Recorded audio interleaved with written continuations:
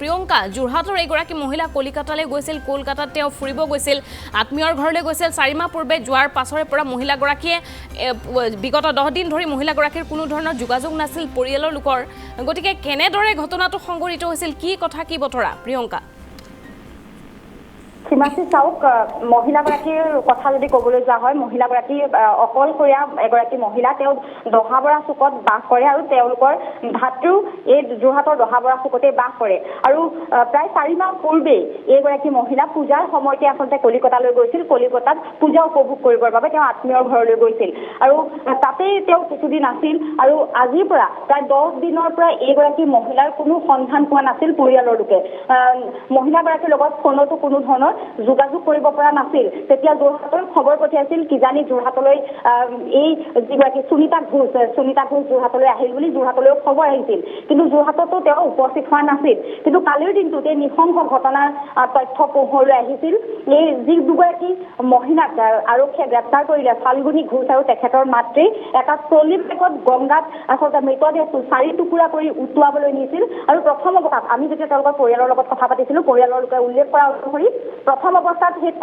trolley বেগটোত তেজৰ চেকুৰা প্ৰত্যক্ষদৰ্শীয়ে দেখিছিল আৰু মহিলা দুগৰাকী কি আছে বুলি প্ৰত্যক্ষদৰ্শীয়ে যেতিয়া সুধিছিল মহিলাগৰাকীয়ে প্ৰথম অৱস্থাত কোনো ধৰণৰ উত্তৰ দিয়া নাছিল আৰু পৰৱৰ্তী সময়ত এটা মৃত কুকুৰ তেওঁলোকে তাত উটুৱাবলৈ আনিছিল বুলি কৈছিল কিন্তু সেই সময়ত গংগাৰ পাৰত যিসকল লোক উপস্থিত আছিল তেওঁলোকে কিন্তু সেই মহিলা দুগৰাকীৰ ভাষ্য তেওঁলোকে বিশ্বাস কৰিব পৰা নাছিল আৰু তেওঁলোকে জোৰ জবৰদস্তি বুলি ক'ব লাগিব তেওঁলোকে যেতিয়া মহিলাগৰাকীৰ পৰা ট্ৰলি বেগটো লৈ তেওঁলোকে নিজে প্ৰত্যক্ষ কৰিছিল তেতিয়া তাৰ ট্ৰলি বেগৰ ভিতৰত আচলতে 4 টুকুৰা মহিলাগৰাকীক 4 টুকুৰাকৈ হত্যা কৰা অৱস্থাত প্ৰত্যক্ষ কৰিছিল আৰু তাৰ পাছতেই সেই তাৰ স্থানীয় লোকসকলে আৰক্ষীক খবৰ দিছিল আৰু কলিকতা আৰক্ষী তাত উপস্থিত হৈ আচলতে এই দুগৰাকী মহিলাক গ্ৰেপ্তাৰ কৰিবলৈ সক্ষম হৈছিল আৰু মৃতদেহো আৰক্ষীয়ে উদ্ধাৰ কৰি নিছিল তাৰ পাছতে আচলতে এই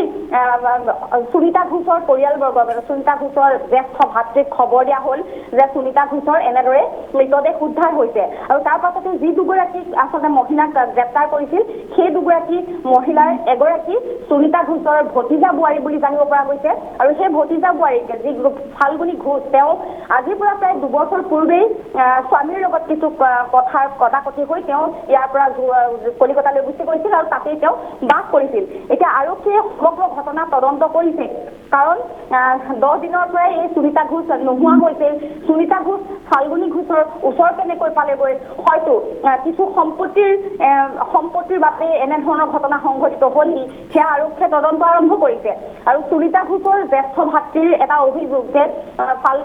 ফাল্গুনী ঘোষ যিহেতু তেখেতৰ বোৱাৰী আছিল ফাল্গুনী ঘোষ যথেষ্ট আচলতে তেওঁৰ স্বভাৱ চৰিত্ৰ ইমান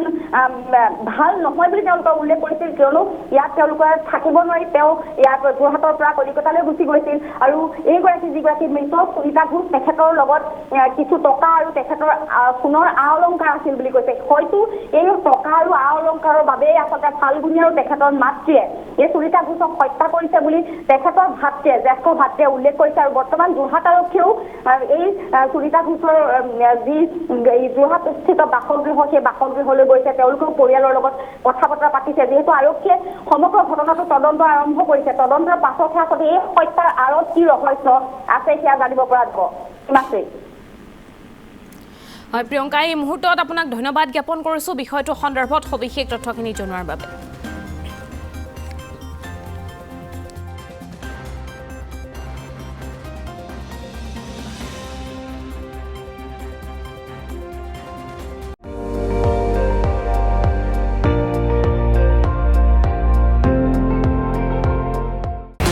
আপুনি চাই আছে ND24